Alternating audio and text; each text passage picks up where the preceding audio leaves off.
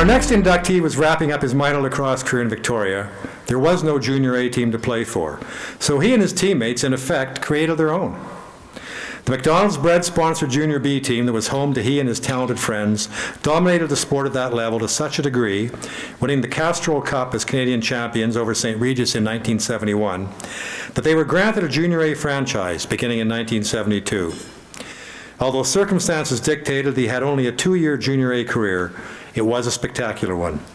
As a freshman, he not only won the league's scoring title and the Bill Dickinson Trophy with 101 points, but also grabbed the Margolis Gilson Award as the Junior League's top rookie and a spot on the first All-Star team. 1973 saw more of the same as he racked up 90 points, giving him 193 over his 2-year career, over 4 points per game, and earning him a berth on the second All-Star team. Victoria Shamrocks of the WLA were clearly licking their chops in anticipation of having the prolific scorer in their lineup upon his graduation junior, as they brought him up to the senior club for games in both of his junior years. He didn't disappoint, notching 9 goals and adding 9 assists for 18 points in the 9 games in which he was called up. But he did disappoint, the Shamrocks at least, when he chose to join the Montreal Québécois of the fledgling National Lacrosse League in the summer of 1974. Once again a rookie, he once again set his new league on its ear. In 39 games, the young star scored 71 goals and chipped in 66 assists for 137 points during regular season play, and added an additional 20 points in Montreal's 6 postseason contests. Not surprisingly, this 3.5 point per game scoring pace earned him the NLL's initial Rookie of the Year award. Early in the 1975 season, he was traded to the Philadelphia Wings, where he continued at his torrid scoring pace, picking up 96 points in 41 league games. The NLL folded after only 2 seasons, but he had certainly made his mark, picking up 116 goals on 137 assists for 253 points in 2 seasons. He returned to the West Coast in 1976, where he joined the Nanaimo Timbermen in only their 2nd year of existence, and spent 3 successful seasons there, finishing 8th in WLA scoring in 1977. He was home Victoria for the 1979 season, and what a homecoming it was. He tallied 48 goals and tacked on 55 assists for 130 points during the regular season, good enough for 7th spot on the WLA scoring list and a 2nd All-Star team spot. He contributed another 31 points in 10 playoff games as the Rocks rolled past New Westminster and Coquitlam, both by 4-1 margins, on the way to a sweep of Peterborough and the Shamrocks' first Mann Cup victory in 22 years. He upped his scoring totals the following season, notching 54 goals on 113 points, numbers that placed him second to only his Hall of Fame teammate Kevin Alexander in both categories, and landing him a first All-Star team spot. It would be 3 more years before Victoria, now known as Victoria Payless, would again compete for a Mann Cup. And although he played only part of the regular season, he was a key contributor in their playoff run. After a disappointing 3rd-place finish, Payless got hot at the right time and, aided by his 10-point playoff contribution, defeated Vancouver in 6 games before copping their 2nd Mann Cup in 5 years with a similar series victory over Peterborough.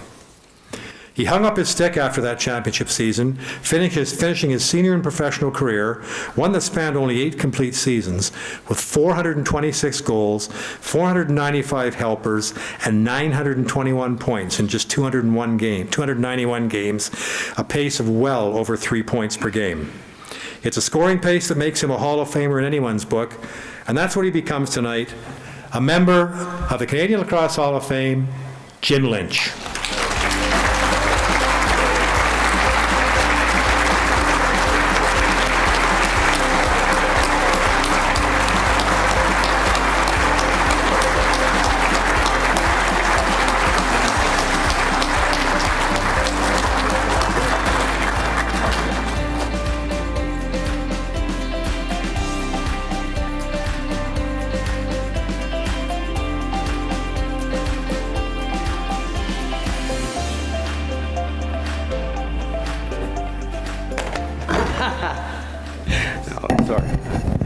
I'd like to say thank you to everybody and all the other inductees. Congratulations. I'm going to make this really short. I've had a great career, great teammates, great coaches, and I'm going to leave it at that. Thank you very much.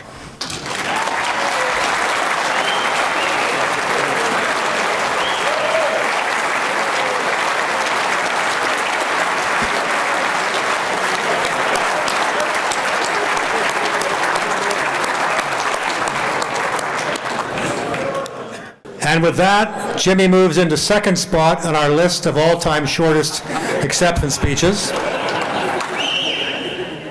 We had a fellow up here, I don't know, I can't remember how many years ago, 5 or 6 years ago. He's unfortunately passed since then, but I was talking to some people tonight about this. I received a call 3 or 4 days before the dinner saying that, I can't even remember the fellow's name, but he was a veteran that played with the very early Vancouver Burrards, and I'd heard that unfortunately he had the onset of dementia, not seriously, but it was coming on, and we were concerned about his acceptance speech and, would he perhaps repeat things and so forth. And he came up on stage, and I made sure I stood very close to him just in case I had to kind of help him along.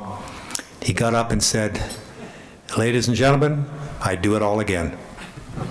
So Jim, second place, and an excellent second place.